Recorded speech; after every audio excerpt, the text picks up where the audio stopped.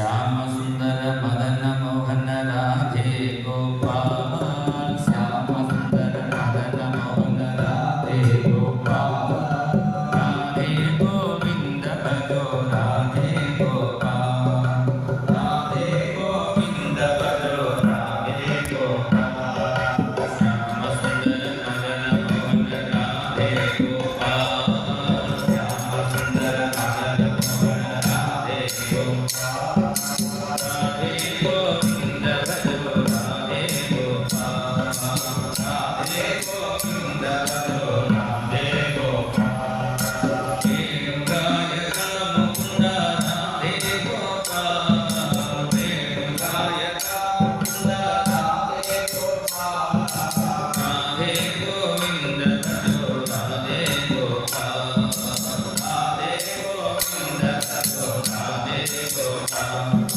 श्यामसुन्दर मदन मोहन राधे गोपाल श्यामसुन्दर मदन मोहन राधे गोपाल राधे गोविंद भजो राधे गोपाल राधे गोविंद भजो राधे गोपाल नंदनंदन मुकुन्द राधे गोपाल नंदनंदन मुकुन्द राधे गोपाल राधे गोविंद भजो राधे गोपाल राधे गोविंद भजो राधे गोपाल गोपी जन चित्त चोर राधे गोपाल गोपी जन चित्त चोर राधे गोपाल राधे गोविंद भजो राधे गोपाल राधे गोविंद भजो राधे गोपाल गोवर्धन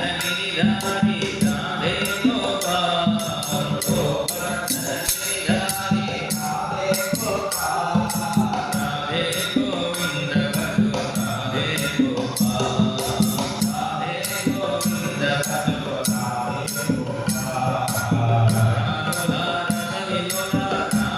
गोपाल राधे गोपाल राधे गोविंद भजो राधे गोपाल राधे गोविंद भजो राधे गोपाल श्यामसुन्दर मदन मोहन राधे गोपाल श्यामसुन्दर मदन मोहन राधे गोपाल राधे गोविंद भजो राधे गोपाल राधे गोविंद भजो राधे गोपाल हे राधे गोपाल हे राधे गोपाल सर्वत्र गोविंद नाम संकीर्तनं गोविंद गोविंद जय बोल सद्गुरुनाथ महाराज की जय सोलं कृषिष्ट भगवान वचांसि प्रेम प्रदायक विचक्षणाभ्याम् अनन्यभक्तैरभिवन्दिताभ्याम् मदीय चित्तासन शोभिताभ्याम् नमो नमः प्रेमिक पादुकाभ्याम् स्वसुख निवृतचेताः तद्विदस्तान्यभावोऽपि अजित रुचिरलीला पृष्ठसारस्तदीयम् व्यतनुत कृपया जगा तत्त्वदीपं पुराणं तम् अखिल विधिनग्नं व्याससुं नतोऽस्मि योऽन्तः प्रविश्य मम वाचमिमां प्रसुप्तां सञ्जीवयत्यखिलशक्तिधरस्वधाम्ना अन्यांश्च हस्तचरणश्रवणत्वगादीन् प्राणान् नमो भगवते पुरुषाय तुभ्यम् इन्दुकुन्दतुषाराभावप्रचित्तानुवर्तिनि वाणी मे रसनारङ्गे करोतु सदा सर्वत्र गोविन्दनाम संकीर्तनं गोविन्द गोविन्द जय बोल सद्गुरुनाथ महाराज की जय ഭാഗവതത്തിൻ്റെ 10 ലക്ഷണം 3-ാമത്തെ സ്കന്ധത്തിൽ നിന്നാണ് ആരംഭിക്കുന്നു. ഇതിൽ ആദ്യത്തെ അധ്യായത്തിൽ വിതുരൻ്റെ ജന്മം ഇവിടെ പറയുന്നു. യദ്വായം മന്ത്രതത്വോ ഭഗവാനഖിലേശ്വരഃ കൗരവേന്ദ്രഗൃഹം ഹിത്വാ പ്രവിവേശ ആത്മസാത്കൃതം. വിതുരനക്ക് എന്താണ് പെരുമ ചോദിച്ചാൽ പ്രവിവേശ ആത്മസാത്കൃതം. ഭഗവാൻ പാണ്ഡവദൂതനായി പുറപ്പെട്ടു വരുന്നു. അങ്ങനെ പാണ്ഡവദൂതനായി ഹസ്തിനാപുരത്തിലേക്ക് വരുമ്പോൾ വലിയ വലിയ ആൾക്കാരൊക്കെ ഭഗവാനെ വിളിക്കുന്നു. ബ്രഹ്മചാരി ശ്രേഷ്ഠനാണ് ഭീഷ്മൻ, എൻ്റെ വീട്ടിലേക്ക് വരണം, എൻ്റെ കൊട്ടാരത്തിലേക്ക് വരണം വിളിക്കുന്നു.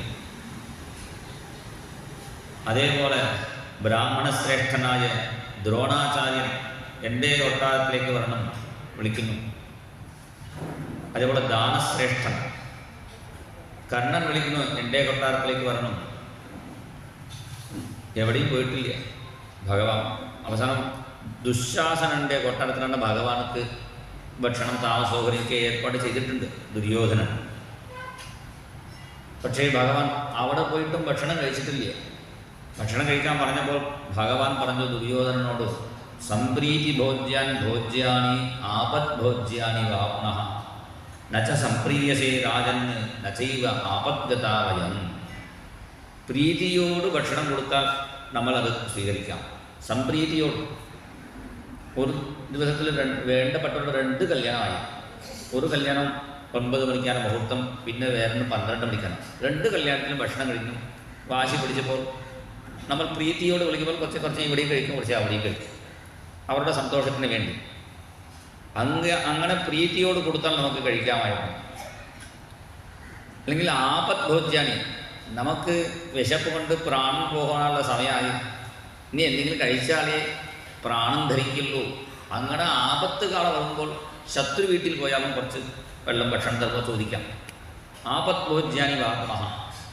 ഇവിടെ ഭഗവാൻ പറഞ്ഞു നച്ച സംപ്രീയസേ രാജന്. ദുര്യോധന, നിനക്ക് അത്ര പ്രീതി ഒന്നുമില്ലേ, എനിക്കൊന്നും വലിയ ആപത്തൊന്നും ഉണ്ടായിട്ടില്ലേ, ഞാൻ വരാം എന്ന് പറഞ്ഞ് ഭഗവാൻ പുറപ്പെട്ടു. കാരണം കാര്യം നടക്കുന്നത് വരെ ഭക്ഷണം കഴിക്കാൻ പാടില്ല, അതാണ് നിയമം. അപ്പം ഞാൻ വന്ന കാര്യം കഴിഞ്ഞ ശേഷം എല്ലാം ആവാം എന്ന് പറഞ്ഞ് ഭഗവാൻ പുറപ്പെട്ടു. ഭഗവാൻ ഭക്ഷണം കഴിച്ചില്ലല്ലോ, വിഷമം ആർക്കാണ്? ഉദ്ധവനത്വം സാത്വികിക്കും. ഉദ്ധവൻ ബുദ്ധിപ്രധാന മന്ത്രിയാണ്, ബലപ്രധാന മന്ത്രിയാണ് സാത്വികി. സാത്വികി ബലപ്രധാന മന്ത്രിയായതുകൊണ്ട് ഉദ്ധവനക്ക് ബലമില്ല വിചാരിക്കേണ്ട. അധിരഥ യൂഥപേഷു മുഖ്യ സതുകഥം അവശിഷ്ട അങ്ങനെ ചോദിക്കുന്നു.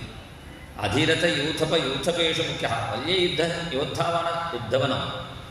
പക്ഷേ ഭഗവാൻ ബുദ്ധിമന്ത്രിയായി വച്ചിട്ടുണ്ട്. സാത്വികയ്ക്കാണ് ബലപ്രധാന മന്ത്രി സ്ഥാനം കൊടുത്തിട്ടുള്ളൂ. റൈറ്റ് ഹാൻഡ് ലെഫ്റ്റ് ഹാൻഡ് പറയാറുണ്ടല്ലോ, എൻ്റെ വലത്തേ കൈ ഇടത്തേ കൈ പോലെ ചില ആൾക്കാരെ പറയാറുണ്ടല്ലോ. വലത്തേ കൈ പോലെ പ്രധാനം. അപ്പോൾ ഉദ്ധവനവും സാത്വികയും ചോദിച്ചു, ഞങ്ങളിവിടെ ഭക്ഷണം തയ്യാറാക്കിക്കോട്ടെ ചോദിച്ചപ്പോൾ അപ്പോൾ ഭഗവാൻ പറഞ്ഞു, ഇവിടെ എൻ്റെ വീട് ഇവിടെ ഉണ്ട്, ആത്മസാത്വതം, എൻ്റെ വീട് ഉണ്ട് പറഞ്ഞപ്പോൾ അവർക്ക് അത്ഭുതം. ദ്വാരകയിൽ താമസിക്കുന്ന ഭഗവാൻ ഇവിടെ ദുര്യോധനൻ്റെ നാട്ടിൽ എവിടെയാണ് ഫ്ലാറ്റ് വാങ്ങി വെച്ചു, ഇവിടെ ഒരു വീട് നമുക്ക് വച്ചിട്ടുണ്ടോ, നമ്മുടെ വീട് പറയുന്നുണ്ടല്ലോ ഭഗവാൻ. ആരുടെ വീടാണ് അവർ ആലോചിക്കുമ്പോഴാണ് ഭഗവാൻ പറഞ്ഞു, നമ്മുടെ വിതുരൻ്റെ വീടും ഉണ്ടല്ലോ, അവിടെ പോകാം. കാരണം ബാക്കി എല്ലാവരും വിളിക്കുമ്പോൾ എൻ്റെ കൊട്ടാരത്തിലേക്ക് കയറൂ, എൻ്റെ കൊട്ടാരത്തിലേക്ക്, എൻ്റെ വീട്ടിലേക്ക്, എൻ്റെ പറഞ്ഞു. വിതുരൻ അങ്ങനെ പറഞ്ഞില്ലേ, നമ്മുടെ വീട്ടിലേക്ക് വന്നു. നമ്മുടെ വീട് എന്ന് പറയുമ്പോൾ നമുക്ക് പോകും, എൻ്റെ വീട്ടിലേക്ക് നീ തന്നെ പോയിക്കോളൂ, ഞാൻ നമ്മുടെ നമ്മൾ ചേർത്ത് പറയണ്ടേ. അങ്ങനെ അവർ വിളിച്ചിട്ടില്ലേ. പക്ഷേ മഹാത്മാക്കൾ പറയും, വിതുരൻ മന്ത്രിയായാലും വളരെ സാത്വികമായ രീതിയിലേ ജീവിക്കുള്ളൂ. കാരണം വലിയ ആഭരണം, വലിയ പട്ടുവസ്ത്രമൊക്കെ ധരിക്കാറില്ല. മന്ത്രിക്ക് ഇപ്പോൾ സാധാരണ മന്ത്രിക്ക് തന്നെ എത്ര നല്ല ഡ്രസ്സൊക്കെ കിട്ടും. ഭാരതദേശ പ്രധാനമന്ത്രിയാണ് വിതുരൻ. എന്നിട്ടും അദ്ദേഹം, കാരണം സാധാ ജീവൻ ഊഞ്ചേ വിചാർ, അങ്ങനെയാണ് പറയുന്നത്. ജീവിതം സാധാരണമായിരിക്കണം, വിചാരം നല്ല ഉയർന്ന തലത്തിലാകണം. വൃന്ദാവന ഭാഗത്തിൽ അവിടെ ഒരു മഹാത്മാവ് ഉണ്ടായിരുന്നു. ആ മഹാത്മാവിനെ കാണാൻ അവിടെ അടുത്തുള്ള രാജാവ് വന്നു. വന്നപ്പോഴാണ് അദ്ദേഹം കുളി കഴിഞ്ഞ് വന്ന് ചോദിക്കുന്നു മോളോട്, എൻ്റെ ആസനവും എൻ്റെ കണ്ണാടി, കാരണം കുളി കഴിഞ്ഞ് വന്നാൽ പിന്നെ ഒരു ആസനത്തിൽ എന്നിട്ട് എൻ്റെ ഗോപി കുളി ദഹിക്കാണ്. എൻ്റെ കണ്ണാടിയും എവിടെ ചോദിച്ചു മോളോട്. അപ്പോൾ മകൾ പറഞ്ഞു, നിങ്ങളുടെ ആസനം ആട് തിന്നു, നിങ്ങളുടെ കണ്ണാടി ആട് കുടിച്ചു. ആസനവും കണ്ണാടിയും ആട് തിന്ന് കുടിച്ചു പോയി പറഞ്ഞപ്പോൾ രാജാവിനെ എന്താണ് മനസ്സിലാക്കിയത്? മന്ത്രി ചോദിച്ചു, എന്താ പറയുന്നു? ആസനത്തെ ആട് തിന്നു പോകും, നമുക്ക് പലഹയിലല്ലേ ഇരിക്കുന്നു, ഇത് തിന്നു ആട്. പിന്നെ ആട് കണ്ണാടിയെ കുടിക്ക് പോകുന്നു ചോദിച്ചപ്പോഴാണ് അപ്പോൾ മന്ത്രി പറഞ്ഞത്, അദ്ദേഹം സാധാരണ ജീവിതമാണ്, പുല്ല് ആസനത്തിലേ ഇരിക്കുള്ളൂ, കുറച്ച് ചിരട്ടയിൽ വെള്ളം വെച്ച് അത് നോക്കിയിട്ട് കണ്ണാടി പോലെ ഇങ്ങനെ അദ്ദേഹം ഗോപികുരി അണിയാറുള്ളൂ. അപ്പോൾ കുറച്ച് ചിരട്ടയിൽ വെള്ളം പുല്ലും ആസനം ഉണ്ടായിരുന്നു. അപ്പോൾ ആട് പറയുമ്പോഴത്തേക്ക് ആ പുല്ല് തിന്നു, ആ കണ്ണാടി വെള്ളമല്ലേ നോക്കിയിരിക്കുന്നു, അത് കുടിച്ചോളൂ. അങ്ങനെ സാധാരണ ജീവിതത്തിലാണ് മഹാത്മാക്കൾ ജീവിച്ചിരുന്നത്. പിന്നെ രാജാവ് നല്ല സുവർണ്ണ കണ്ണാടി തരാൻ പറഞ്ഞു. അല്ലെങ്കിൽ അടുത്ത് ഒരു സ്ഥലമുണ്ടല്ലോ, നല്ല ഒരു കണ്ണാടി കിട്ടുന്ന സ്ഥലം, അതെവിടെയാ? ആറന്മുള, ചെറുവാറന്മുള. നല്ല കണ്ണാടി തരാൻ പറഞ്ഞു രാജാവ്. അത് നല്ല പൈസ ഉള്ള കണ്ണാടിയാണ്. പക്ഷെ അദ്ദേഹം വേണ്ടാന്ന് പറഞ്ഞു. അതാ ഈ വിതുരൻ്റെ ജീവിതമാണ്. അത് സാധാരണ ജീവിതം. നല്ല വസ്ത്രം ഒന്നേ ഉള്ളൂ അവരുടെ വീട്ടിൽ. അദ്ദേഹം പുറത്തു പോകുമ്പോൾ ഭാര്യ ആ കീരിയ മുണ്ട് ധരിച്ചിരിക്കും, നല്ല മുണ്ട് കൊടുത്ത് അദ്ദേഹം പുറത്തു പോകും. ചിലപ്പോൾ ഭാര്യയ്ക്ക് പുറത്തു പോകണമെങ്കിൽ അദ്ദേഹം കീരിയ മുണ്ട് എടുത്തിരിക്കും, ഭാര്യ നല്ല മുണ്ട് കൊടുത്തി പോകും. ഇപ്പോൾ അദ്ദേഹം പുറത്ത് എവിടെയോ പോയിട്ടുണ്ട്. ആ സമയത്താണ് കീരിയ മുഷിഞ്ഞ മുണ്ടും കൊടുത്തിയ വിതുരൻ്റെ ഭാര്യ ഇരിക്കുമ്പോൾ ഭഗവാൻ അവരുടെ വീട്ടിൽ വന്ന് ഇങ്ങനെ കഥവ് ഇങ്ങനെ തട്ടും. അപ്പോൾ വിതുരൻ്റെ ഭാര്യയെ ചാവിദ്വാരം ഒഴുകി നോക്കുമ്പോഴാണ് ഭഗവാൻ നിൽക്കുന്നു. ദ്വാരകാധീശൻ വന്നിട്ടുണ്ടല്ലോ, നമ്മുടെ വസ്ത്രം പോലും ശരിയായിട്ടില്ലല്ലോ, എങ്ങനെ കഥവ് തുറക്കുന്ന ആലോചിക്കുമ്പോഴാണ് സർവാന്തര്യാമിയായ ഭഗവാൻ എന്ത് ചെയ്തു? സ്വന്തം പീതാംബരം ആ കഥൻ്റെ ഇടവഴി പിടിക്കുന്ന ഉള്ളിലേക്ക് കൊടുത്തു. അങ്ങനെ ഭഗവാന്റെ പട്ട് പീതാംബരവും ധരിച്ച് കഥവ് തുറന്നു. ഭഗവാൻ വന്ന സംരംഭത്തിൽ എന്ത് ചെയ്തു? ആസനം പലഹ ഇടാൻ വേണ്ടി ഒരു സ്റ്റൂള് മുക്കാളി കൊണ്ടുവന്നു. അതിങ്ങനെ മരിച്ചിട്ടു, നേരിടാതെ മരിച്ചിട്ട് അതിൻ്റെ ഇടയിൽ കയറിയിരുന്നു ഭഗവാൻ. പിന്നെ ഭഗവാൻ വന്ന സന്തോഷത്തിൽ എന്ത് ചെയ്തു? വേഗം പോയി വാഴപ്പഴയിൽ നിന്ന് വാഴപ്പഴം എടുത്തു, വേഗം ഇങ്ങനെ എടുത്തു, അതിൻ്റെ ഉള്ളിലിരുന്ന് പഴം പുറത്തേക്ക് വീശി തോളും ഭഗവാന്റെ കയ്യിൽ കൊടുത്തു. അത് ഭഗവാൻ പതുക്കെ ഇങ്ങനെ ചവച്ച് കഴിച്ചുകൊണ്ടിരിക്കുന്നു. ഈ സമയത്താണ് വിതുരൻ, പുറത്തു പോയ വിതുരനോട് ചില ആൾക്കാർ പറഞ്ഞു, നിങ്ങളുടെ വീട്ടിലേക്ക് ഭഗവാൻ പോയിട്ടുണ്ട് പറഞ്ഞപ്പോൾ അദ്ദേഹം ഓടിയെത്തുമ്പോഴാണ് വീടിൻ്റെ വാതിൽ 2-3 പഴങ്ങൾ. ഏത് വിട്ടിയാണ് പഴം വീശിട്ട് തോട് കഴിക്കുന്ന ആൾ നോക്കുമ്പോഴാണ് ഭഗവാൻ തന്നെ കഴിച്ചുകൊണ്ടിരിക്കുന്നത്. ഭാര്യ എങ്ങനെ കൊടുത്തുകൊണ്ടിരിക്കണം. ഭഗവാൻ തോള് കഴിച്ചുപോ ചോദിച്ചാൽ തോള് കഴിച്ചിട്ടില്ലേ? വിതുരപത്നിൻ്റെ പ്രേമയാണ് ഭഗവാന്റെ. എന്തു കൊടുക്കുന്നു ഭഗവാൻ നോക്കാറില്ലേ, എങ്ങനെ കൊടുക്കുന്നു അതേ ഭഗവാൻ നോക്കുള്ളൂ. ഭാഗ്യവതീ സാ വിതുരപത്നി പ്രക്ഷിപ്യ ഫലം പരിപക്വം ക്ഷിതോ പ്രേമവിമുഗ്ധ ചർമ്മപ്രദരോ ഭാഗ്യവതീ സാ വിതുരപത്നി. നിങ്ങളുടെ ഗുരുനാഥൻ പാടും, ഭാഗ്യവതി ആ വിതുരപത്നി പ്രേമം കൊണ്ട് ആ പഴം കളഞ്ഞ് തോട് കൊടുത്തു. പ്രേമത്തോട് കൊടുത്തപ്പോൾ ആ പ്രേമത്തോട് ഭഗവാൻ കഴിച്ചു. അതാണ് പ്രേമം ആണ് ഭഗവാൻ സ്വീകരിച്ചു. പിന്നെ ഭഗവാനക്ക് നല്ല ഭക്ഷണം അവിടെ ഏർപ്പാടൊക്കെ ഉണ്ടാക്കി വലിയ സദ്യ ഏർപ്പാട് ചെയ്തിരുന്നു. ആരോ ദുര്യോധനക്കേവാത്യാഗേ അവൻ്റെ വലിയ സദ്യ ഉപേക്ഷിച്ച് വിതുരൻ്റെ വീട്ടിൽ കഞ്ഞിയാണ് ഭഗവാൻ കുടിച്ചു. കിട്ടി സാങ്കുരേ കൃഷ്ണഗോപാല മൂടി പ്രേമവാടത്തോമല വിദുരാച്ചേ ഘരി ജാമുനി ത്യാചേ കന്യാ പീമൂലാഗല. ഭഗവാൻ അവിടെ ദുര്യോധനൻ്റെ സദ്യ ഉപേക്ഷിച്ച് വിതുരൻ്റെ വീട്ടിൽ കഞ്ഞി ഒഴിച്ചപ്പോഴാണ് കഞ്ഞി ഓടുന്ന സാധനമല്ലേ, അത് ഇലയിൽ ഒഴിച്ചപ്പോൾ ഇങ്ങനെ ഓടാൻ തുടങ്ങി. അപ്പോൾ ഭഗവാൻ ഓടുന്ന സ്ഥലത്ത് കൊണ്ട് ഇല എന്നെ പൊക്കി, ഇവിടെ പൊക്കിയപ്പോൾ അങ്ങോട്ട് ഓടാൻ തുടങ്ങി. അപ്പോൾ ഭഗവാൻ അവിടെയും ഇങ്ങനെ പൊക്കി പിടിച്ചു. പിന്നെ ഇടയിൽ ഇങ്ങനെ ഈ കഞ്ഞി ചാടുന്ന സമയത്താണ് ഭഗവാനത് 2 കൈ വേണ്ടി വന്നു, 4 കൈ വേണ്ടി വന്നു ഭക്ഷണം കഴിക്കുമ്പോൾ. സാധാരണ രാവണനെ സംഹാരം ചെയ്യുമ്പോൾ തന്നെ 2 കൈ ആയിരുന്നു. ഈ കംസനെ വധിക്കുമ്പോൾ 2 കൈ തന്നെ മതിയായിരുന്നു. പക്ഷേ വിതുരൻ്റെ വീട്ടിൽ കഞ്ഞി കുടിക്കുമ്പോൾ 4 കൈ വേണ്ടി വന്നു വ്യാസൻ പറയുന്നു.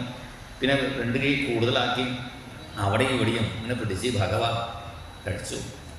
അങ്ങനെ വിതുരൻ്റെ വീട്ടിൽ ആ കഞ്ഞി കുടിച്ച് ഭഗവാൻ, കാരണം നല്ലവരുടെ വീട്ടിൽ ഭക്ഷണം കഴിക്കുമ്പോഴേ നമുക്ക് നല്ല മനസ്സ് സമാധാനം കിട്ടുള്ളൂ. പാപം ചെയ്തവരുടെ വീട്ടിൽ എന്തെങ്കിലും ഭക്ഷണം കഴിച്ചാൽ നമ്മുടെ മനസ്സും അത് ദൂഷിതമാവും. അത് മനസ്സിലേക്കിട്ടാണ് ഭഗവാൻ അവിടെ ഒന്ന് കഴിച്ചിട്ടില്ല. കാരണം അടുത്തവരുടെ സ്വത്ത് കട്ട് എടുത്തിട്ടല്ലേ ദുര്യോധനൻ, പാണ്ഡവരുടെ സ്വത്ത് കട്ടെടുത്തിട്ടല്ലേ ഭക്ഷണം കൊടുക്കാൻ തീരുമാനിച്ചെങ്കിലും അത് ഭഗവാനൊക്കെ ഇഷ്ടമല്ല. പിന്നെ വിതുരൻ്റെയും അടിത്തട്ടിൽ കാല് വെച്ച് ഭഗവാൻ കടന്നുറങ്ങി, സുഖമായിട്ട് ഉറങ്ങി എന്നാണ് പറയുന്നത്.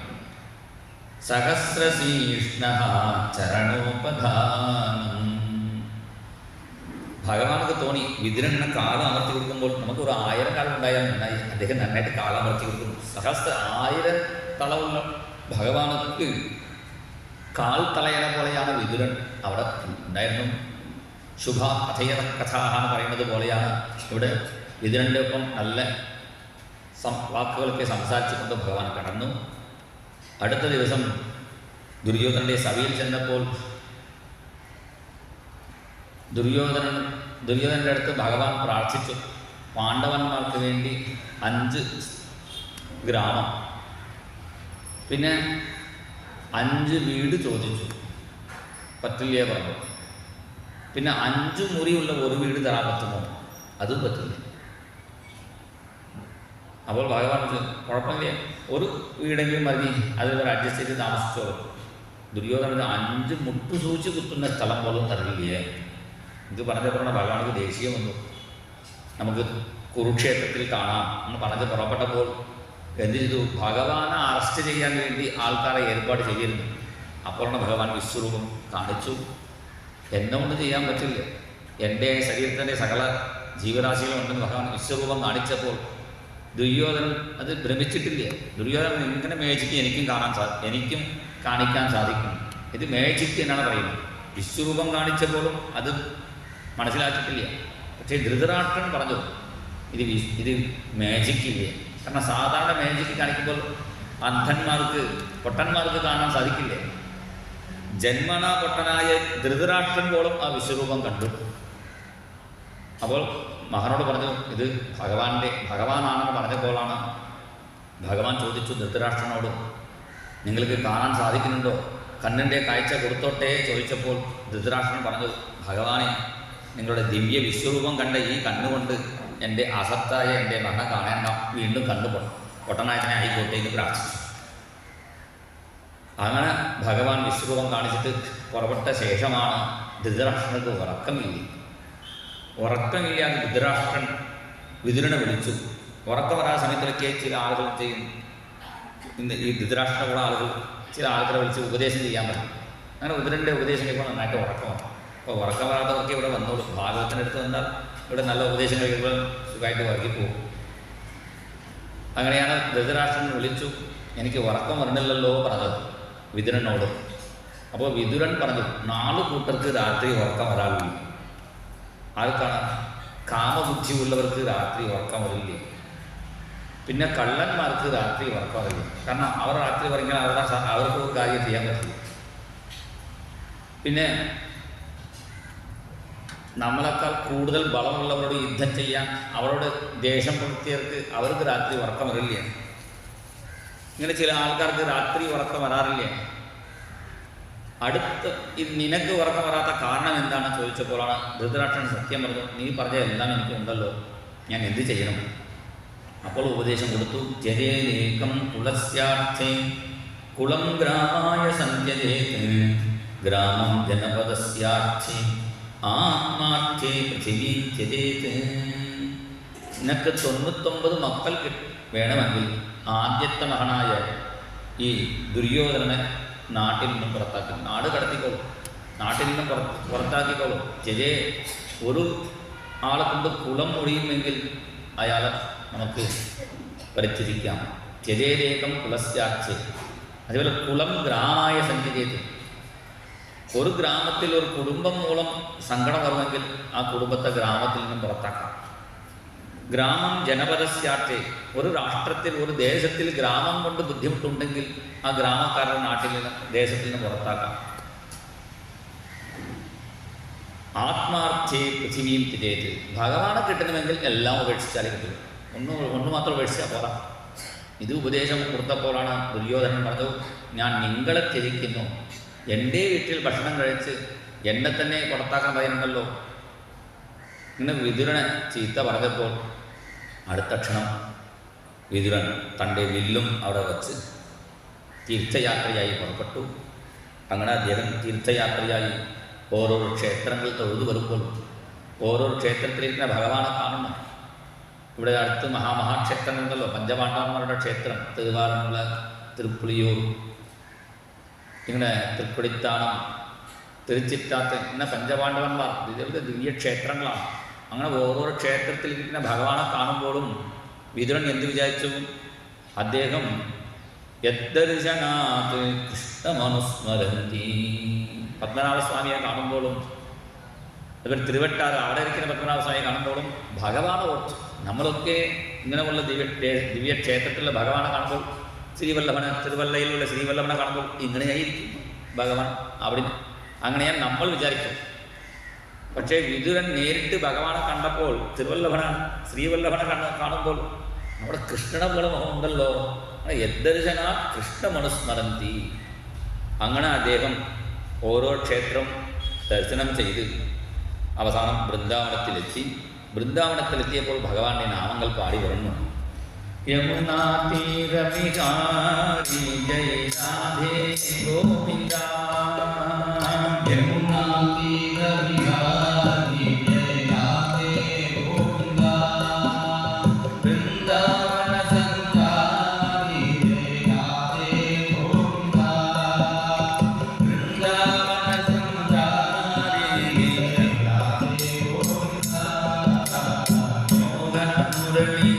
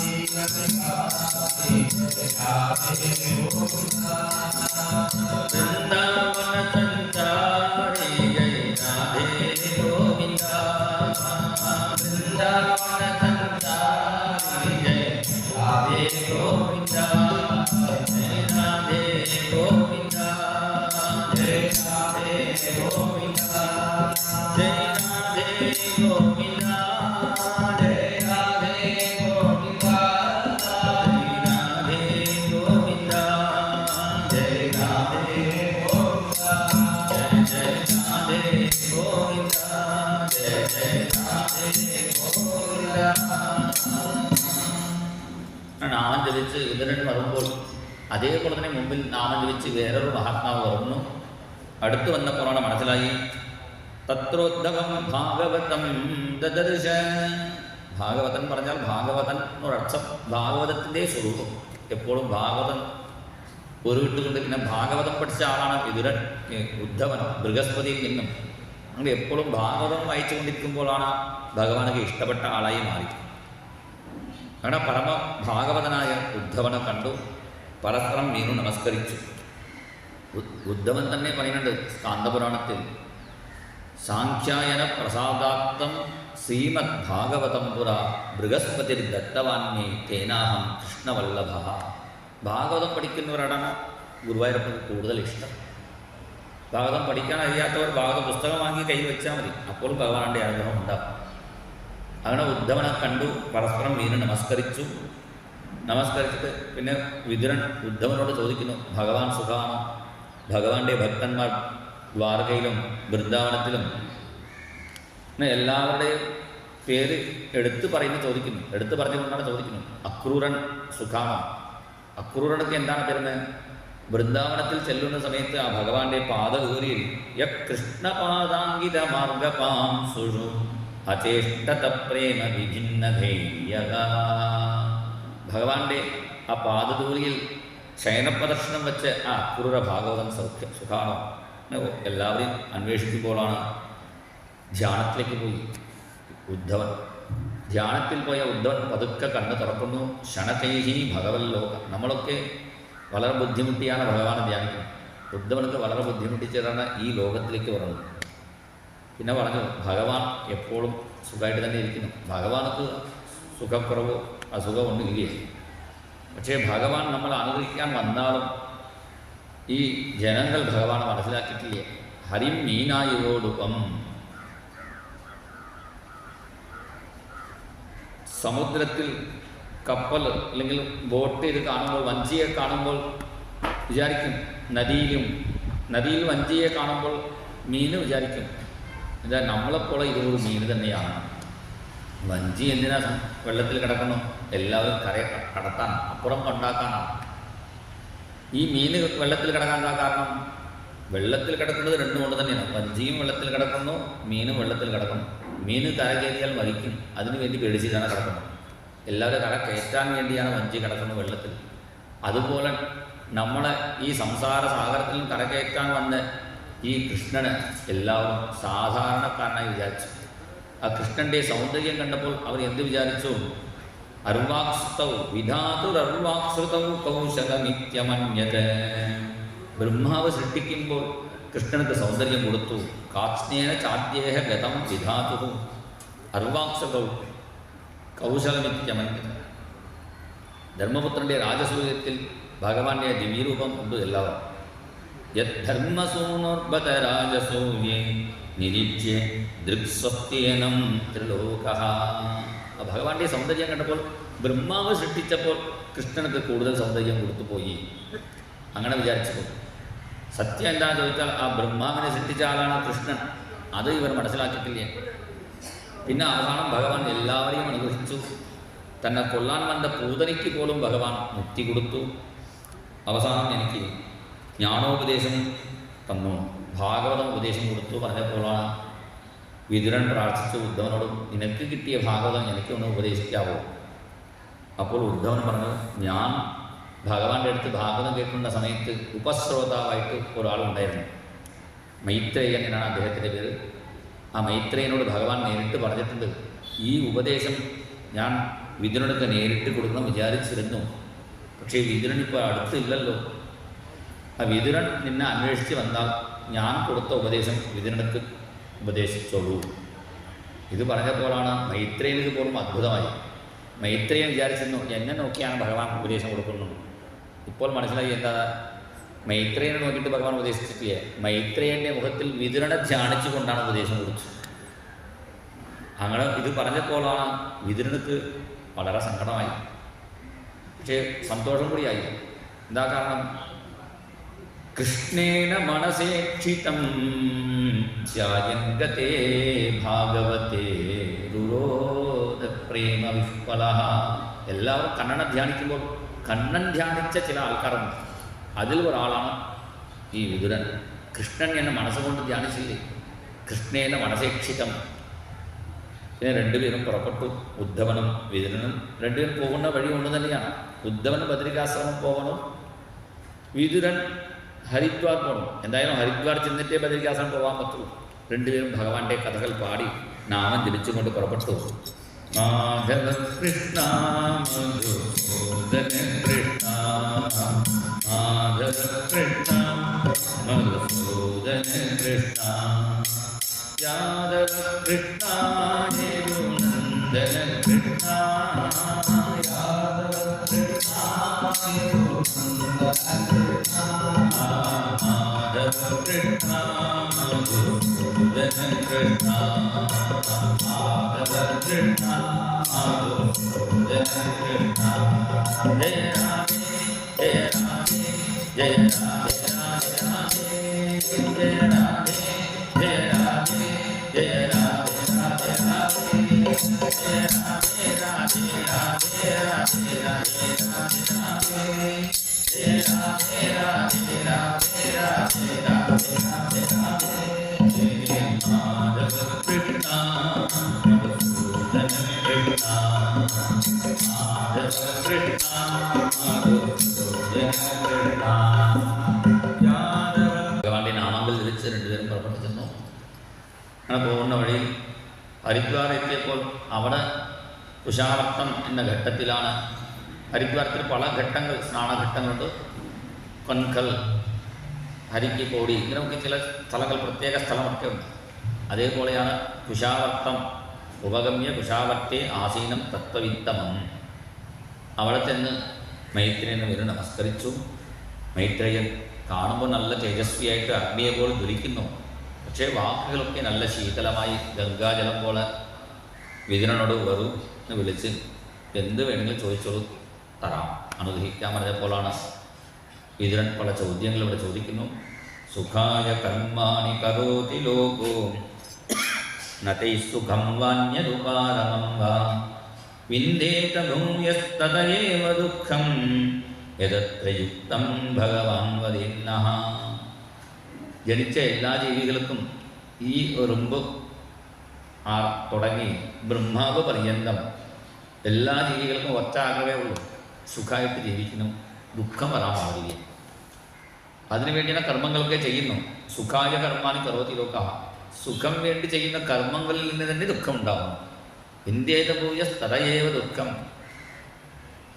ആദ്യം എന്ത് ചെയ്യുന്നു? വിവാഹം കഴിച്ചാൽ സുഖം വിചാരിച്ച് വിവാഹം കഴിക്കും. വിവാഹം കഴിച്ച് കുറച്ച് കഴിയുമ്പോൾ വിവാഹം കഴിച്ചാൽ നമ്മുടെ സുഖം എന്ന് തോന്നിക്കും.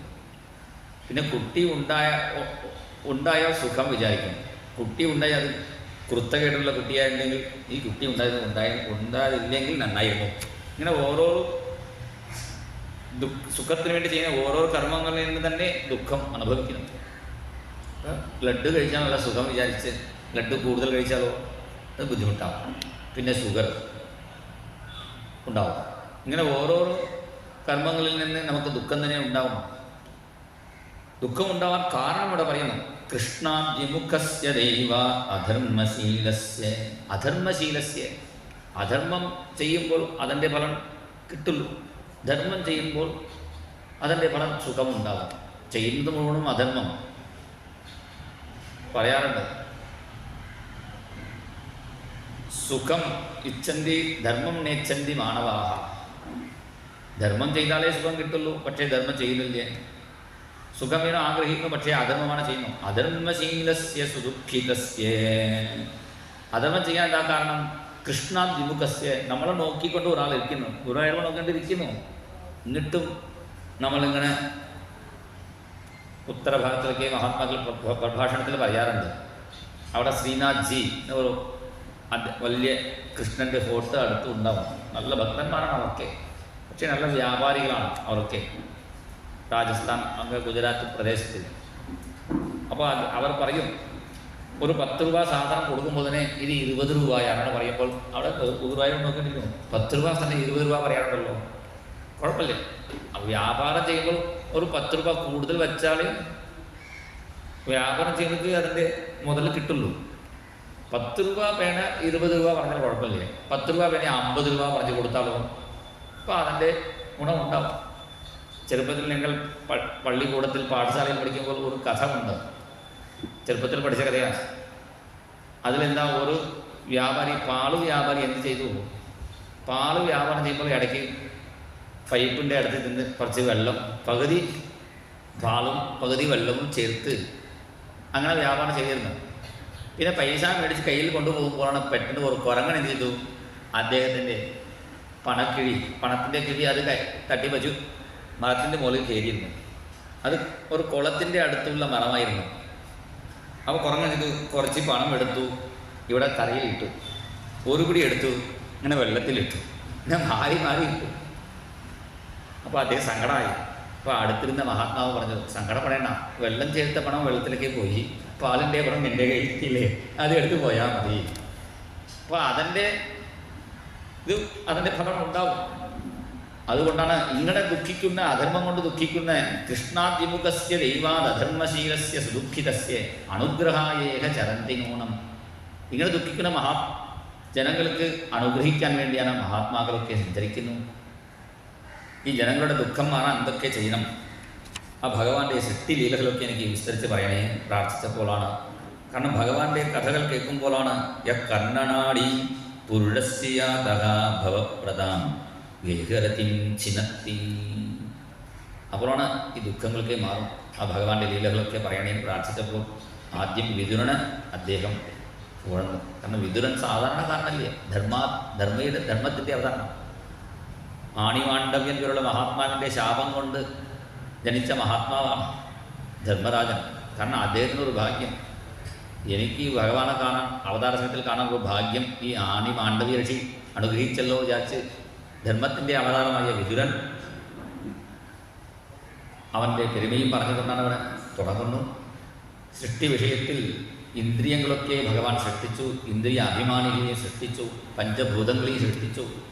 പക്ഷേ എല്ലാം ഒന്നിച്ച് ചേർന്നാലേ ഈ ലോകം നടക്കുള്ളൂ. കളവറയിൽ നിറച്ച സാധനം വച്ചിട്ടുണ്ട്. എന്താ, പച്ചക്കറി, ഉപ്പ്, അരി, പരിപ്പ് എല്ലാം വെച്ചിട്ടുണ്ട്. എല്ലാം അവിടെ വെച്ചിട്ട് ഒരു കാര്യമില്ലല്ലോ. എല്ലാം കൂട്ടി ചേർത്താലേ അവിടെ ഭക്ഷണം തയ്യാറാവുള്ളൂ. അത് കൂട്ടി ചേർക്കാൻ ഒരാൾ വേണ്ടേ? എങ്ങനെ പ്രത്യേകമായിട്ടിരിക്കുന്നു. അപ്പോൾ ഇന്ദ്രിയ അഭിമാനി ദേവന്മാർക്ക് ഭഗവാൻ പ്രാർത്ഥിക്കുന്നു, നമാമതേ ദേവപദാരവിന്ദം പ്രപന്നതാപോപശമാതപത്രം യന്മൂലകേതായതയോജസോരു സംസാര ദുഃഖം ബഹിർക്ഷിപന്തി. അത് ഗംഭീരസ്തുതിയാണ് ദേവന്മാരുടെ സ്തുതി. ഞങ്ങൾക്ക് സൃഷ്ടി നടത്താനുള്ള ശക്തി തരണേ. സൃഷ്ടി എന്തിനാ ചോദിച്ചാൽ, നമ്മുടെ സൃഷ്ടി ഉണ്ടായാൽ അതിൽ 14 ലോകം ഉണ്ടാവും. അതിൽ ഭൂലോകത്തിൽ കേരളം ഉണ്ടാവും. കേരളത്തിൽ ക്ഷേത്രമുണ്ടാവും, പൂവത്തൂർ ക്ഷേത്രം. അവിടെ ഭാവസപ്താഹം നടത്തും. അവിടെ വരുന്ന ഭക്തന്മാർ കേൾക്കില്ലേ, പാണേന തേദേവ കഥാസുധായാഹ. ഭക്തന്മാർക്ക് ഭഗവാന്റെ കഥകൾ കേൾക്കണമെങ്കിൽ ലോകമൊന്നും ഉണ്ടായാലേ അതിൽ ഭഗവാന്റെ ലീലയൊക്കെ അവിടെ വരുള്ളൂ. അത് ഭക്തന്മാർ പാടും, അത് ഭക്തന്മാർ കേൾക്കും. അതിനു വേണ്ടി ഈ സൃഷ്ടി നടത്തണം എന്ന് പ്രാർത്ഥിച്ചപ്പോൾ ഭഗവാൻ സൃഷ്ടിക്കാനുള്ള കഴിവ് കൊടുത്തു. ആ സൃഷ്ടി വിഷയങ്ങൾ വർണ്ണിച്ച് വരുമ്പോഴാണ് ബ്രഹ്മാവ് ഭഗവാനെ സ്തുതിക്കുന്ന നല്ല രംഗം ഇവിടെ വർണ്ണിക്കുന്നു. ബ്രഹ്മാവ് പത്മനാഭനെ കണ്ട ദിവ്യരൂപം, പത്മനാഭനെ കണ്ട രൂപവും ഈ വിഷയമൊക്കെ മൈത്രേയനക്ക് പറഞ്ഞു കൊടുത്തതായിട്ടാണ് വർണ്ണിക്കുന്നത്. മൈത്രേയനും ഇതിനോട് പറഞ്ഞു കൊടുക്കണം. ജ്ഞാതോസിമേദ്യ സുശിരാൻ നണുദേഹഭാജാം. തൃതീയ സ്കന്ധം 9ാമത്തെ അധ്യായത്തിലാണ് ആ ബ്രഹ്മസ്തുതി. ആ ബ്രഹ്മസ്തുതി കേട്ട് ഭഗവാൻ ബ്രഹ്മാവോട് പറഞ്ഞു, സൃഷ്ടി ചെയ്തോളൂ, അതിന് കുറച്ചുകൂടി തപസ് വേണം. ഒരു കാര്യം പുതിയതായിട്ട് ചെയ്യണമെങ്കിൽ കൂടുതൽ ചിന്തിക്കണം. കൂടുതൽ ചിന്തിക്കുന്നവർക്ക് മാത്രമേ ആദ്യം പ്രഭാഷണമൊക്കെ ചെയ്യാൻ പുറപ്പെടുന്നവർ പെട്ടെന്ന് പ്രഭാഷണത്തിന് പുറപ്പെടുന്നത്. എന്ത് ചെയ്യണം, എന്തൊക്കെ പ്രഭാഷണം ചെയ്യണം എന്ന് ആദ്യം ഒരു 2 മണിക്കൂർ ചിന്തിച്ചാൽ മര്യാദയ്ക്ക് 1 മണിക്കൂർ, 2 മണിക്കൂർ ചിന്തിച്ച് 2 മണിക്കൂർ പ്രഭാഷണം ചെയ്യാൻ പറ്റില്ലേ? അപ്പോൾ 1 മണിക്കൂർ പറയാൻ പറ്റും. കൂടുതൽ ചിന്തിക്കണം ഏത് കർമ്മം ചെയ്യുമ്പോൾ. അതിനു വേണ്ടി കൂടുതൽ തപസ് ചെയ്തു. ഭൂയസ്ത്വം തപ ആചിഷ്ഠ എന്ന് പറഞ്ഞ പോലാണ് ബ്രഹ്മാവ് തപസ് ചെയ്തു. അങ്ങനെ തപസ് ചെയ്ത് സൃഷ്ടിച്ച പോലാണ് ആദ്യം 4 കുട്ടികൾ വന്നു. സനകൻ, സനന്ദനൻ, സനാതനൻ, സനത്കുമാരൻ. 4 കുട്ടികളോട് സൃഷ്ടി ചെയ്തോളാൻ പറഞ്ഞപ്പോൾ അവർക്ക് സൃഷ്ടി ഇഷ്ടമില്ലേ. അവർ പറഞ്ഞു, ഞങ്ങൾക്ക് സൃഷ്ടി വേണ്ട, ഞങ്ങൾ നാമം ജപിച്ച് പോയിക്കോളാൻ പറഞ്ഞ് അവർ നാമം ജപിച്ച് പുറപ്പെട്ടു.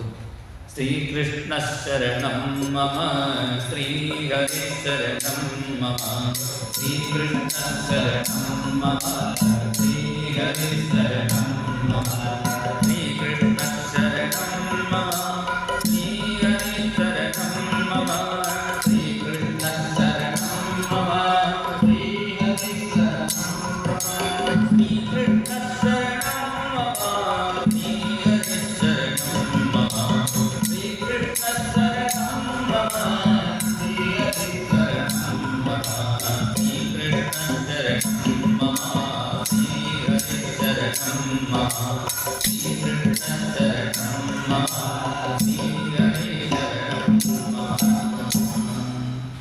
അവർ നാമം ജപിച്ച് പുറപ്പെട്ടപ്പോൾ ബ്രഹ്മാവിന് ദേഷ്യമുണ്ടായി.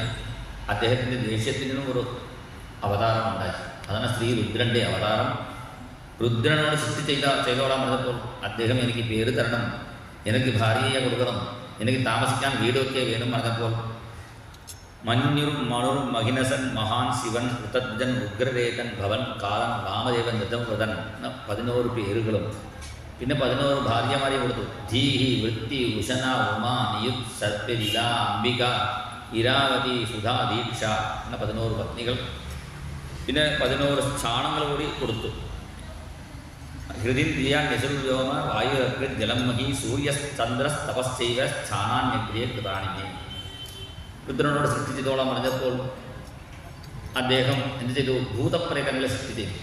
ഇനി സൃഷ്ടി തന്നെ ഉണ്ടായിട്ടില്ല, അത് നശിപ്പിക്കാനുള്ള സാധനങ്ങൾക്ക് തയ്യാർ ചെയ്തപ്പോഴാണ് ബ്രഹ്മാവ് പറഞ്ഞത് നിന്റെ സൃഷ്ടി മതി എന്ന് പറഞ്ഞത്.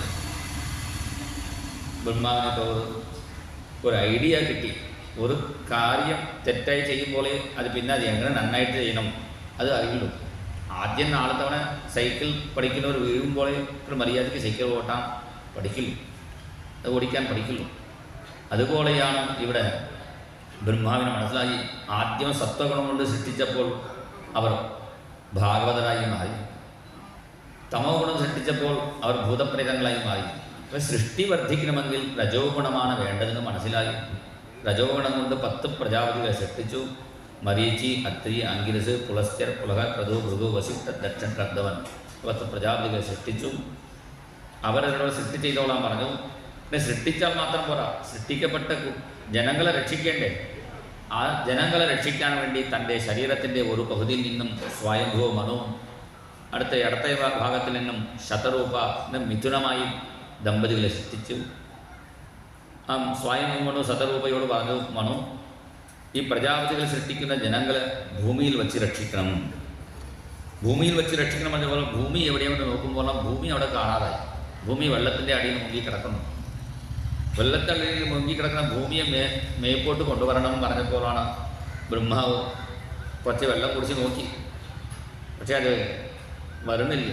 അപ്പോഴാണ് ഭഗവാൻ നമ്മളെ കൊണ്ട് ഒരു കാര്യം ചെയ്യാൻ പറ്റാതാവുമ്പോൾ ഇതിനും ഭഗവാനോട് പ്രാർത്ഥിക്കാം. ഭഗവാനെ എന്നെ കൊണ്ടാവുന്നില്ല, നീ തന്നെ ഒന്ന് സഹായിക്കണേ പ്രാർത്ഥിക്കും. അതുപോലെയാണ് ഇവിടെ ബ്രഹ്മാവ് പ്രാർത്ഥിച്ചു. ഇത്യവിദ്യായതോ നാസാ വിവരാത് സഹസാനഘൻ വരാഹതോ കോലകാത് അങ്കുഷ്ഠപരിമാനകഃ.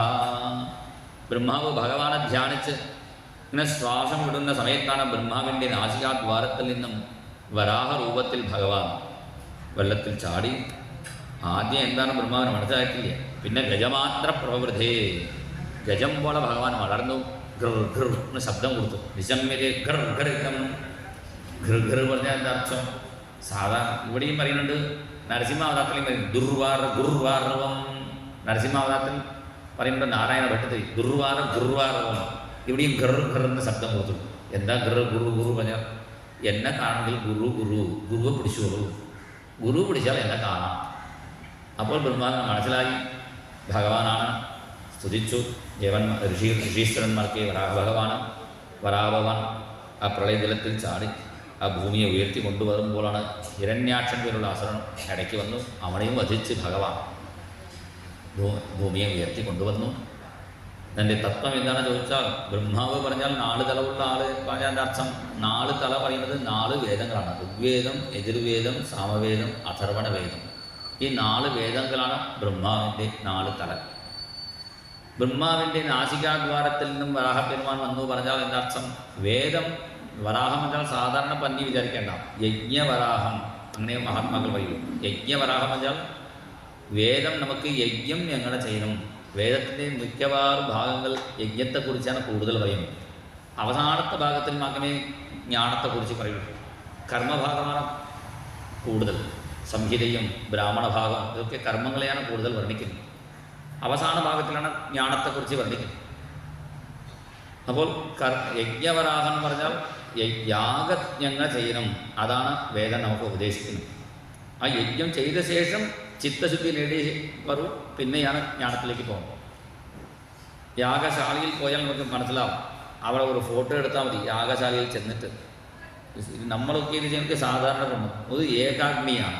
യാഗം പറഞ്ഞാൽ ത്രേതാഗ്നി, 3 അഗ്നി ഉണ്ടാവും. ഗാർഹപത്യം, ആഹവണീയം, ദക്ഷിണാഗ്നി. അത് എല്ലാം നമസ്തേ ഗാർഹപത്യായ, നമസ്തേ ദക്ഷിണാഗ്നിയെ, നമ ആഹവണീയായ മഹാവൈദ്യേ നമോ നമഃ. ഇടയ്ക്ക് നടുവിൽ ഒരു സ്ഥലമുണ്ടാകും. അത് ശക്തിയുടെ സ്വരൂപമാണ്. ബ്രഹ്മ, വിഷ്ണു, ശിവൻ, പിന്നെ ഇടയിലുള്ളത് ശക്തി. ഇങ്ങനെ ശക്തിയോടും കൂടിയ ബ്രഹ്മ, വിഷ്ണു, രുദ്രന്മാരുടെ ഒരു സ്ഥലമായിട്ടാണ് യാഗവേദിയെ വർണ്ണിക്കുന്നത്. അത് വരാഹത്തിൻ്റെ രൂപത്തിലായി. അപ്പോൾ വരാഹപെരുമാൻ ഭൂമിയെ ഉയർത്തി നിൽക്കുന്നു പറഞ്ഞാൽ എൻ്റെ അർത്ഥം യജ്ഞത്തിൻ്റെ ധർമ്മത്തിൻ്റെ ആധാരത്തിലാണ് ഭൂമി നിൽക്കുന്നത്. ഭൂമിയിൽ ധർമ്മം കുറഞ്ഞാൽ പിന്നെ ദുരിതങ്ങളൊക്കെ ഉണ്ടാകും. ഈ സുനാമിയൊക്കെ ഉണ്ടാകും, കൊറോണ, അങ്ങനെ പല ദുരിതങ്ങളുണ്ടാകാൻ എന്താ കാരണം? ധർമ്മം കുറയുമ്പോഴാണ് ഇങ്ങനെ കഷ്ടങ്ങളൊക്കെ നമുക്ക് വരുന്നത്. അപ്പോൾ ധർമ്മങ്ങൾ കൂടുതൽ ചെയ്യുമ്പോൾ ഈ ഭൂമി നിലനിൽക്കുന്നു. അതാണ് അവിടെ കാണിച്ചത്. കാരണം ഈ വരാഹപെരുമാൻ ഹിരണ്യാക്ഷനെ വധിച്ചു പറഞ്ഞപ്പോഴാണ് ചോദിക്കുന്നു, വിതുരൻ ഭൂമി തന്നെ ഇപ്പോൾ ഉയർത്തിക്കൊണ്ടുവരുന്നു, ഹിരണ്യാക്ഷൻ എങ്ങനെ ഉണ്ടായി ചോദിച്ചപ്പോഴാണ് ഹിരണ്യാക്ഷൻ ഉണ്ടായതൊക്കെ ദേവലോകത്തിൻ്റെ വിഷയങ്ങളാണ്. ദേവലോകത്തിൽ കശ്യപൻ അതിഥിയോട്, അവർക്ക് 13 പത്നികളാണ്. അവരോട് അവർ ധർമ്മം ചെയ്യുന്ന സമയത്താണ് സന്ധ്യാസമയത്തിൽ കശ്യപൻ്റെ ഒരു ഭാര്യ ദിതി കാമബുദ്ധിയോട് അടുത്ത് വന്നു. അപ്പോൾ പറഞ്ഞു കൊടുത്തു കശ്യപൻ, ഈ സന്ധ്യാസമയത്തിൽ നമുക്ക് ചില കാര്യങ്ങൾ ചെയ്യാൻ പാടില്ല. ചത്വാൻ പ്രധാനമായിട്ട് 4 കർമ്മങ്ങൾ സന്ധ്യാസമയത്ത് പാടില്ല. ആഹാരം, മൈഥുനം, നിദ്രാം, സ്വാധ്യായം. ഭക്ഷണം കഴിക്കാൻ പാടില്ല, ഉറങ്ങാൻ പാടില്ല, സ്ത്രീകളോട് ചേർന്നിരിക്കാൻ പാടില്ല. അങ്ങനെയൊക്കെ പണ്ട് പറഞ്ഞാൽ ശരി പറയും. ഇപ്പോഴത്തെ കുട്ടികളോ ഇപ്പോൾ സന്ധ്യാസനത്തിൽ ഭക്ഷണം കഴിച്ചാൽ എന്താ കുഴപ്പം, ഉറങ്ങിയാൽ എന്താ കുഴപ്പം ചോദിച്ചു. അതൊക്കെ വേണ്ടാത്ത സമയത്ത് ചെയ്താൽ അതിൻ്റെ കുഴപ്പമുണ്ടാവും. സന്ധ്യാസനത്തിൽ ഭക്ഷണം കഴിച്ചാൽ, ഭക്ഷണം കഴിക്കുന്നത് എന്തിനാ? ആരോഗ്യം കിട്ടാൻ വേണ്ടിയല്ലേ. സന്ധ്യാസമയത്ത് ഭക്ഷണം കഴിച്ചാൽ ആരോഗ്യത്തിന് പകരം രോഗം വർദ്ധിക്കും. സന്ധ്യാസമയത്ത് ഉറങ്ങിയാൽ ആ ഉറക്കത്തിൻ്റെ ഫലം കിട്ടില്ല, ക്ഷീണമായി പോകും. ഇതൊക്കെ പറയുന്നത്. സന്ധ്യാസമയത്തിൽ സ്ത്രീകളോട് ചേർന്നിരുന്നാൽ അപ്പോൾ എന്താകും? തീവ്ര ഭീകരന്മാരായ കുട്ടികളൊക്കെ ഉണ്ടാകും. അതുകൊണ്ട് ഇതൊക്കെ പാടില്ല പറഞ്ഞിട്ടും ദിതി നിർബന്ധിച്ചപ്പോഴാണ് ശാപം കൊടുത്തു. നിനക്ക് 2 കുരുത്തം കെട്ട കുട്ടികൾ അസുരന്മാർ ഉണ്ടാവട്ടെ എന്ന് ശാപം കൊടുത്തു. പിന്നെ ദിതി മാപ്പ് പറഞ്ഞപ്പോഴാണ് നിൻ്റെ കുട്ടികൾ അസുരന്മാരായാലും നിൻ്റെ പേരക്കുട്ടി നല്ല കുട്ടിയായി വരുന്നു. പ്രഹ്ലാദൻ നല്ല കുട്ടിയായി വരുന്നു. അന്ന് തന്നെ അനുഗ്രഹിച്ചു. പിന്നെ ദിതി ഗർഭം ധരിച്ചു. ദിതിയുടെ ഗർഭത്തിൽ നിന്നും ഒരു തേജസ് പുറപ്പെട്ടു. ദധാര വർഷാണിശതം. എൻ്റെ കുട്ടികളെ കൊണ്ട് ലോകത്തിന് തിന്മ വേണ്ട, ലോകത്തിന് സങ്കടം വേണ്ട വിചാരിച്ച് ഗർഭം 100 കൊല്ലം ധരിച്ചു പറയുന്നു. 100 കൊല്ലം, 1 കൊല്ലം ഗർഭം ധരിക്കാതെ ബുദ്ധിമുട്ടാവും. അപ്പോൾ 100 കൊല്ലം അതൊക്കെ ദേവന്മാരുടെ ശക്തിയാണ്. അപ്പോൾ ദിതിയുടെ ഗർഭത്തിൽ നിന്നും ഒരു തേജസ് പുറപ്പെട്ടപ്പോഴാണ് ഈ തേജസ്സിൻ്റെ കാരണം എന്താണെന്ന് ദേവന്മാരൊക്കെ ബ്രഹ്മാവോട് ചോദിച്ചപ്പോൾ ബ്രഹ്മാവ് പറഞ്ഞു കൊടുത്തു, ഇത് സാധാരണ തേജസ്സിലെ വിഷ്ണുപാഠകന്മാരുടെ തേജസ്സാണ്. പണ്ട് സനകാദികൾ ഭഗവാനെ കാണാൻ വേണ്ടി നാമം ജപിച്ച് പുറപ്പെട്ടു. നാരായണ നാരായണ ജയ ജയ ഗോവിന്ദ ഹരേ, നാരായണ നാരായണ ജയ ജയ ഗോവിന്ദ ഹരേ, നാരായണ നാരായണ ജയ ജയ ഗോപാല ഹരേ, നാരായണ നാരായണ ജയ ജയ ഗോപാല ഹരേ, നാരായണ നാരായണ ജയ ജയ ഗോവിന്ദ ഹരേ, നാരായണ നാരായണ ജയ ജയ ഗോവിന്ദ ഹരേ, നാരായണ നാരായണ ജയ ജയ ഗോപാല ഹരേ, നാരായണ നാരായണ ജയ ജയ ഗോപാല ഹരേ, നാരായണ നാരായണ ജയ ജയ ഗോവിന്ദ ഹരേ, നാരായണ നാരായണ ജയ ജയ ഗോവിന്ദ ഹരേ, നാരായണ നാരായണ ജയ ജയ ഗോപാല ഹരേ, നാരായണ നാരായണ ജയ ജയ ഗോപാല ഹരേ, ഗോവിന്ദ ഹരേ ജയ ജയ ഗോപാല ഹരേ, ഗോവിന്ദ ഹരേ ജയ ജയ ഗോപാല ഹരേ, ഗോവിന്ദ ഹരേ ജയ ജയ ഗോപാല ഹരേ, ഗോവിന്ദ ഹരേ ജയ ജയ ഗോപാല ഹരേ, ജയ ജയ ഗോപാല ഹരേ, ജയ ജയ ഗോപാല ഹരേ. ഈ സനകാദി യോഗീശ്വരന്മാർ വൈകുണ്ഠത്തിൽ എത്തുമ്പോൾ അവിടെ 7 കവാടങ്ങളാണ്, 7 ദ്വാരം. ഓരോരോ ദ്വാരത്തിലും ഈ 2 ദ്വാരപാലകന്മാർ അവിടെ നിൽക്കുന്നു. നന്ദൻ സുനന്ദൻ, ബലൻ പ്രബലൻ, ചണ്ടൻ പ്രചണ്ഡൻ, കുമുദൻ കുമുദാക്ഷൻ, പുഷ്പദന്തൻ സാത്വതൻ, ജയന്തൻ സുരദേവൻ. ഇങ്ങനെ 6 കവാടം കഴിഞ്ഞ് 7ാമത്തെ കവാടം കഴിഞ്ഞാൽ ഭഗവാനെ കാണാൻ സാധിക്കും. അവിടെ അടുത്താണ് ജയൻ വിജയൻ. അവരുടെ അടുത്ത് ചെന്നപ്പോഴാണ് അവർ സുവർണ വടി കൊണ്ട് തടഞ്ഞത്. വേത്രേണ അങ്ങനെ പെട്ടെന്ന് തടഞ്ഞപ്പോൾ ദേഷ്യം വന്നു. അപ്പോൾ ശാപം കൊടുത്തു, നിങ്ങൾ 3 ജന്മം അസുരന്മാരായി ജനിക്കാൻ ഇടയാവട്ടെ. അപ്പോൾ അവർക്ക് അവരുടെ അപരാധം എന്താണ് മനസ്സിലാക്കി. ഞാൻ സനകാദികളെ വീട് നമസ്കരിച്ചു, നിങ്ങളുടെ അപരാധം ക്ഷമിക്കണേ. അപ്പോഴാണ് സനകാദികൾക്ക് തോന്നി, നമ്മുടെ പേരിൽ തെറ്റുണ്ടല്ലോ. ക്ഷേത്രത്തിൽ പോകുമ്പോൾ ചില വിധികളൊക്കെ പറഞ്ഞിട്ടുണ്ട്. ആദ്യം കൊടിമരത്തിൻ്റെ ചോട്ടിൽ വീട് നമസ്കരിക്കണം. പിന്നെ ക്ഷേത്രത്തിൽ തൊഴുതു വരുന്നവരെ കണ്ടാൽ അവർക്കും ഒരു നമസ്കാരം പറയണം. മാത്രമല്ല, ക്ഷേത്രത്തിൽ കഴകക്കാരൊക്കെ ഉണ്ടാവും, മാല കെട്ടുന്നവർ, കൊട്ടുന്നവർ.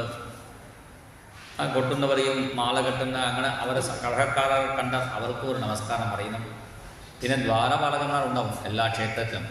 ആ ഭഗവാന്റെ തൊട്ടടുത്ത് ഒരു കാലം ഇങ്ങനെ വെച്ച് മാറ്റി വെച്ച് ഇങ്ങനെ കാണിച്ചിരിക്കും. ഇതെന്താ അർത്ഥം? വറു ആഹ്വാന മുദ്ര എന്ന് പറയും. ഇങ്ങനെ കാണിച്ചിരിക്കും. പക്ഷേ ശ്രദ്ധിച്ച് നോക്കിയാൽ ഇങ്ങനെ ഒന്നും കാണിക്കും. വറുന്ന് പറഞ്ഞ് ഓരോരോളായിട്ട് മര്യാദയ്ക്ക് വന്നോളൂ, തറക്ക് പിടിച്ച് വരരുത്. ക്ഷേത്രത്തിൽ പല ദേവന്മാരെ നിങ്ങൾക്ക് കാണാം. ശിവൻ, ദേവി, പിന്നെ യക്ഷി, അങ്ങനെ പല ദേവന്മാരെ കണ്ടാലും ദേവന്മാരുടെ ചൈതന്യം ഒന്നേ ഉള്ളൂ. പിന്നെ വേറെ ഒരാളുടെ കാല് പിടിക്കേണ്ട ആവശ്യമില്ല, ആ ഭഗവാന്റെ കാല് പിടിച്ചാൽ മതി. ഇങ്ങനെ ഞാൻ തമിഴ്നാട്ടിൽ ഒരു അമ്പലത്തിൽ പറഞ്ഞപ്പോൾ അവിടുത്തെ മേൽശാന്തി ഒന്നുകൂടി ചേർത്തോളൂ പറഞ്ഞു. ഓരോന്നവർ പ്രസാദം വന്നപ്പോൾ 1 രൂപ ഇട്ടിട്ട് പ്രസാദം മേടിക്കണം ഉപദേശിക്കുന്നു പറഞ്ഞു. ഞങ്ങൾ അതിന് മുമ്പ് ചേർത്ത് പറയാറുണ്ട്, വെറുതെ പ്രസാദം മേടിക്കാൻ പറ്റില്ല, 1 രൂപ കൊടുത്തിട്ട് വരും. ഇങ്ങനെ ഒന്ന് കാണിച്ചിരിക്കും ആ ദ്വാരപാലകന്മാർ. അവരെയും കൂടി തൊഴുതിട്ട് വേണം ദേവനെയോ ദേവിയോ തൊഴാൻ. നമ്മൾ ദ്വാരപാലകരോട് തന്നെ നമ്മൾ യുദ്ധം ചെയ്തു പോയല്ലോ. ഇങ്ങനെ വിചാരിച്ച് സനത്കുമാരാദികൾ ജയവിജന്മാരുടെ കാൽക്കളിൽ വീണ് നമസ്കരിക്കുന്നു. അങ്ങനെ പരസ്പരം നമസ്കരിക്കുമ്പോഴാണ് അവരുടെ ഇടയിൽ ഭഗവാൻ പ്രത്യക്ഷപ്പെട്ടു. തസ്യാരവിന്ദനയനസ്യ പദാരവിന്ദ കിഞ്ചൽകമിശ്ര തുളസീമകരന്ദവായുഃ അന്തർഗതസ്വ വിവരേണ ചകാര തേഷാം സംക്ഷോഭം അക്ഷരജുഷാമപി ചിത്തതൻവോഃ. ഭഗവാൻ പതുക്കെ നടന്നു വന്നു എന്നാണ് പറയുന്നത്. അന്വേഷണീയ ചരണവും ചലയൻ സഹസ്രീഹി. വൈകുണ്ഠത്തിൽ നടക്കേണ്ട ആവശ്യമില്ല, അവിടെ ഭഗവാനല്ലേ, പെട്ടെന്ന് അവരെ മറിഞ്ഞ് ഇവിടെ ആവിർഭവിച്ചാൽ മതിയായിരുന്നു. പക്ഷേ വൈകുണ്ഠത്തിൽ പതുക്കെ നടന്നു വന്നു. മനുഷ്യനായി ജനിച്ച കൃഷ്ണ ഭഗവാൻ എന്ത് ചെയ്തു? ഗോപികമാർ പാടുന്ന സമയത്ത് അവിടെ പതുക്കെ നടന്നു വരാതെ അവിടെ പെട്ടെന്ന് ആവിർഭവിക്കുന്നു. മനുഷ്യനായ ഭഗവാൻ ആവിർഭവിക്കുന്നു. ദേവനായിട്ടിരിക്കുന്ന വൈകുണ്ഠനാഥൻ പതുക്കെ നടന്നു വരുന്നു. എന്താ കാരണം? ഇവിടെ ഗുരുനാഥൻ പറയുന്നു, അവിടെ അവർ നാമം ജപിച്ചപ്പോൾ ഭഗവാൻ പെട്ടെന്ന് ആവിർഭവിച്ചു. ഇവിടെ വഴക്ക് കൂടി നിൽക്കുന്നു, അത് പതുക്കെ നടന്നു പോയാൽ മതി വിചാരിച്ച് ഭഗവാൻ പതുക്കെ നടന്നു വന്നു.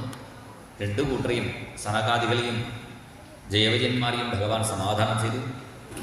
ജയവിജയന്മാരോട് പറഞ്ഞു, നിങ്ങൾ 3 ജന്മം അസുരന്മാരായി ജനിച്ചാലും നിങ്ങളെ രക്ഷിക്കാൻ വേണ്ടി ഞാൻ 4 അവതാരം ചെയ്തേക്കാം, പേടിക്കേണ്ട പറഞ്ഞ് അവരെ സമാധാനം ചെയ്തു. സനകാദികളോടും ഭഗവാൻ വൈകുണ്ഠം കണ്ടുവരുമെന്ന് പറഞ്ഞ് അവരെയും സമാധാനം ചെയ്തു. അങ്ങനെ സനകാദികളുടെ ശാപമേറ്റ ജയവിജയന്മാരാണ് ഇപ്പോൾ ദിതിഗർഭത്തിൽ കിടക്കുന്നു. അതാണ് ഇത്രയും തേജസ്സും ഉണ്ടാവാൻ കാരണം എന്ന് ബ്രഹ്മാവ് പറഞ്ഞപ്പോഴാണ്. പിന്നെ ബ്രഹ്മാവ് ഒരു കാര്യം കൂടി പറഞ്ഞു, നമ്മൾ ഒന്നും ചിന്തിക്കേണ്ട ആവശ്യമില്ല. ക്ഷേമം വിധാസ്യതി സനോ ഭഗവാസ്ത്വധീശഃ തത്ര അസ്മദീയ വിമൃശേന കിയാനി ഗാർത്ഥഃ. നമ്മൾ എന്ത് പ്ലാൻ ചെയ്തിട്ട് കൊണ്ട് നടക്കാൻ പോകുന്നില്ല, ഭഗവാൻ എന്ത് തീരുമാനിച്ചു അതേ നടക്കുള്ളൂ, അതുവരെ നമുക്ക് കാത്തിരിക്കാം പറഞ്ഞു.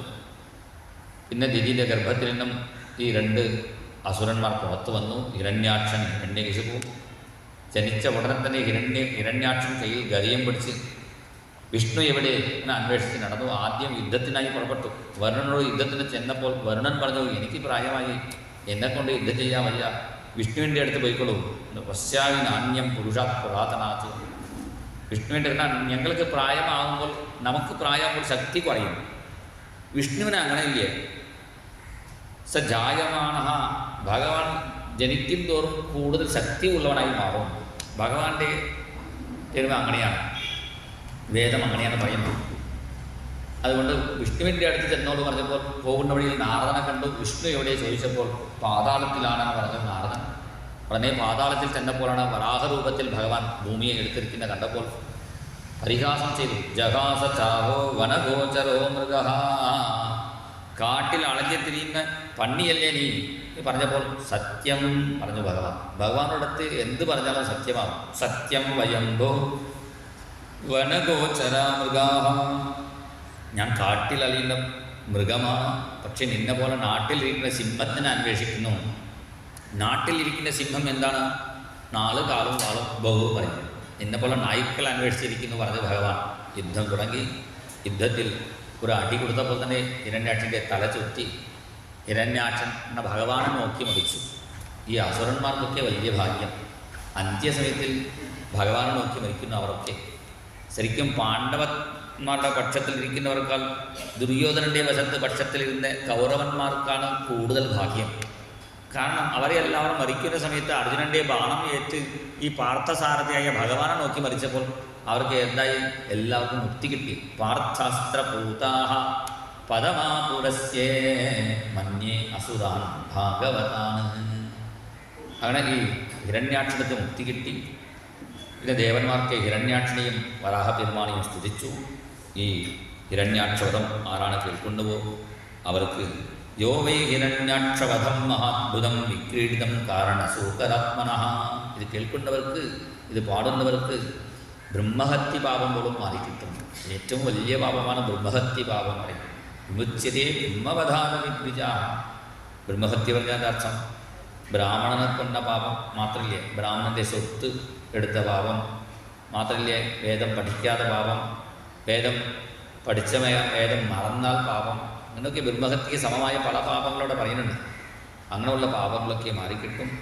പിന്നെ മഹാപുണ്യമായ അശ്വമേധയാഗത്തിൻ്റെ ഫലം കൂടി കിട്ടും. ഏതൻ മഹാപുണ്യമളം പവിത്രം ധന്യം യശസ്യം പദമായുരാശിഷാം പ്രാണീന്ദ്രിയാണാം വിധിശൗര്യവർദ്ധനം നാരായണം തേ ഗതിരംഗശൃണ്വതാം. മഹാപുണ്യമായ അശ്വമേധയാഗത്തിൻ്റെ ഫലവും ധനം, പുകൾ, ആയുസ്, നമ്മുടെ ഇന്ദ്രിയങ്ങൾക്ക് നല്ല ശക്തിയും അവസാനം ഭഗവാന്റെ പാദത്തിൽ എത്തിച്ചേരാൻ സാധിക്കും. നേരച്ചും ഫലശ്രുതി പറഞ്ഞുകൊണ്ടാണ് ഈ ഹിരണ്യാക്ഷവധം സമർപ്പിക്കുന്നു. ഈ ബ്രഹ്മഹത്യ ഭാഗം പോവാനും അശ്വമേധയാഗത്തിൻ്റെ ഫലം കിട്ടാനും ഒരു എളുപ്പ വഴി ഓടിയുണ്ട്. ഞങ്ങളുടെ നാട്ടിൽ കുംഭകോണത്തിൻ്റെ അടുത്ത് ഒരു ക്ഷേത്രമുണ്ട്, തിരുവിടൈ മറുതൂർ. അവിടെ ആ ക്ഷേത്രത്തിൽ പോയി ആ ഭഗവാനെ തൊഴുതാൽ മതി, ബ്രഹ്മഹത്യ ഭാഗവും നശിക്കും. പിന്നെ അവിടെ ഒരു പ്രദർശനം വെച്ചാൽ മതി, അശ്വമേധയാഗത്തിൻ്റെ ഫലം കൂടി ഉണ്ടാകും. ആ ക്ഷേത്രത്തിൻ്റെ മാഹാത്മ്യം. അതും പറഞ്ഞ് നമുക്ക് കൊണ്ടുവരുത്താം. കുറച്ച് പാരായണം 2-3 അധ്യായം വായിച്ച ശേഷം കപിലാവതാരം, കപിലോപദേശം ശ്രമിക്കാം. സർവത്ര ഗോവിന്ദനാമ സങ്കീർത്തനം ഗോവിന്ദ ഗോ. അർച്ചനയ്ക്ക് കൊടുത്തവർ, അതുപോലെ പറഞ്ഞരയ്ക്കാൻ താല്പര്യമുള്ളവർക്ക് ഈ സമയത്ത് പറഞ്ഞരച്ചോളൂ. പ്രഭാഷണത്തിൻ്റെ ഇടയിൽ ബുദ്ധിമുട്ടാവും. പറഞ്ഞരയ്ക്കാൻ സീറ്റാക്കിയവർ അവർക്ക് ഈ സമയത്ത് ചെയ്തു. സർവത്ര ഗോവിന്ദനാമ സങ്കീർത്തനം ഗോവിന്ദ ഗോ. ജയ ഗോ സദ്ഗുരുനാഥ് മഹാരാജ് കി ജയ.